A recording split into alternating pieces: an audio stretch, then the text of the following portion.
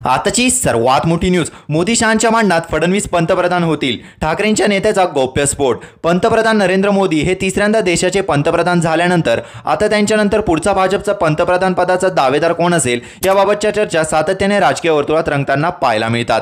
यामध्ये प्रामुख्याने काही नावे समोर येतात, ज्यामध्ये अमित शहा, नितीन गडकरी आणि योगी आदित्यनाथ यांच्या नावाचा समावेश होतो. मात्र शिवसेना उद्धव बाळासाहेब ठाकरे पक्षाच्या नेत्या सुषमा अंधारे यांनी आगामी काळात देवेंद्र फडणवीस हे पंतप्रधान पदाचे प्रमुख दावेदार असतील असा गौप्यस्फोट केला आहे. तसेच अमित शहा हेच केंद्र सरकारला अस्थिर करण्याचं काम करत असल्याचा दावा देखील त्यांनी केला आहे.